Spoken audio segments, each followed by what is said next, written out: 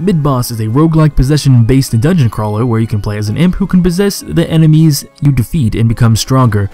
Each monster has its own forms and its own abilities, so when you possess these monsters you get to see what their own abilities are. So for example, when you possess a bat you get Life Leech as your first ability, and when you possess a rat you get Envenom as your first ability, as you know, rats kind of dirty, they kind of got like, you know, a lot of bacteria in their mouths, so it's gonna do, you know, poison damage to them over time. Now, fighting in these forms do give you experience, but it doesn't just give you experience as leveling up your character, it also gives you experience in your form.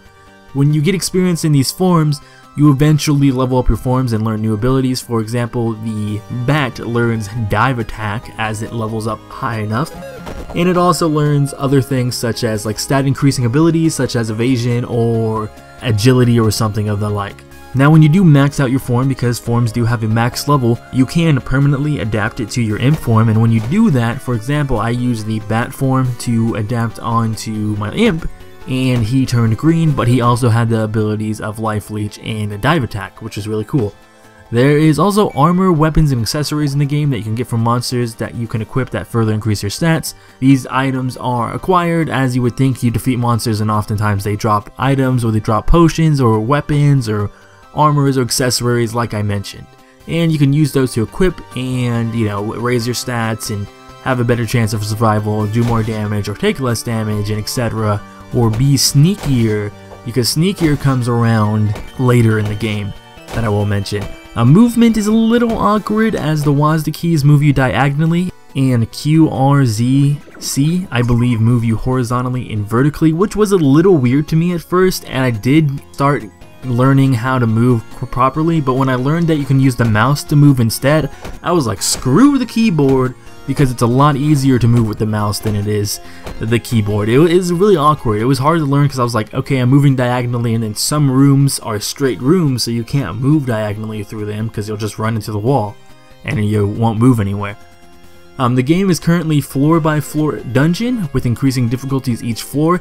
When the difficulties increase, I mentioned sneakiness earlier, enemies start to notice you when you enter the room and they may attack you before you attack them. For like the first 2 floors, I believe, no enemies go after you specifically. You just have to go up to them and attack them, and then they will attack you back. When you get to about the 3rd floor, maybe somewhere in the 2nd floor, enemies are like, whoa, when did you come in here? This is my place, and the little exclamation point will appear above their head, and they'll go after you and attack you, and then you have to fight them, or, you know, keep running away and heal up some and then go attack them. Otherwise they just follow you forever, as far as I know. There's not currently an end boss, but it is planned to be brought in the 13th floor, as well as twice as many core monsters with new abilities, and, you know, probably, you know, a lot of other forms, as well as there's going to be unique items, creatures, and as well as rare creature variants. So instead of just, you know, the core monsters of the same type that are stronger, so like elites or alphas or something of the like. There's going to be various room themes, decorations, and doors added, so instead of it just being cold stone everywhere, it's going to actually have some type of decoration. The rooms are going to look different to each other, and it's going to give a whole, you know, kind of organic feel, kind of immersive feel where you know, everything doesn't look samey and it actually feels like someone lived in here. Because, you know, people just don't make dungeons and throw monsters in there. Usually there's a reason why there's dungeons, you know, maybe someone lived in there at some point, you know, maybe a necromancer of some sorts. There will also be chests to loot, barrels and crates to smash, and bookcases to rifle through. So with the, you know, the room being able to have decorations and themes, I'm sure a lot of these things are going to be in there. And instead of only getting loot from monsters, you can now possibly get loot from these chests and barrels and other things. Because, you know, items and armors and stuff are not always on monsters. They are sometimes stashed away, and that is where you find them.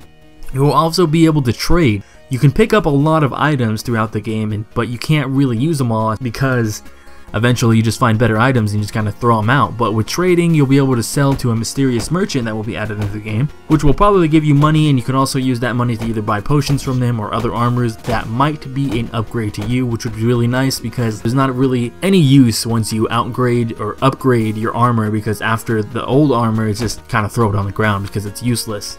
And traps and cursed items will also be added, which I think is really cool because it adds a little bit of risk factor to, hey, do I want to open up this chest? Hey, do I want to smash this barrel? And you smash this barrel and there's like a really strong monster inside, or you open up the chest and you get damaged, or you get poisoned, or you rusted or something. So it adds a little bit of danger, especially with the cursed items. You're like, oh, this item is so strong, you equip it, now you can't take it off ever. Or it needs to attack certain people, or it needs to gather blood or something, or it's gonna damage you, or something of the like. The game is currently in the Steam Greenlight program. The link will be in the description, and they also have a Twitter and a website that I will also have in the description, but it is currently in the Greenlight program. It is not greenlit, so it's trying to get in be greenlit, so when the game is finished, because it's currently in beta, it will be able to be released. You can buy the game on the website right now. I believe it's $7 or somewhere around there. It's like $5-7, so it's not expensive at all. Like I said, it's currently in beta. It was a game that was created as a competition at a Ludum Dare, I believe it was, and they eventually decided to make this game a full game instead of just a 3-day challenge game that they created and developed. And that was released in 2013, and this is a remake of the game. The old one is known as Midboss Classic, and this is going to be the new Midboss. I think it can do really well as a roguelike since it's a little bit different with the possession-based aspect, and it's got a lot of, you know, dungeon crawling aspects, and people love dungeon crawling aspects. I mean, there's a reason why I play a lot of roguelikes and I play a lot of Binding of Isaac on my channel. It's because they're damn awesome. Anyways, if you guys enjoy this game, make sure to head over to Steam Greenlight and hit that yes button, as I'm sure they will love to get their game greenlit. And I'll see you guys next time with whatever game I review next.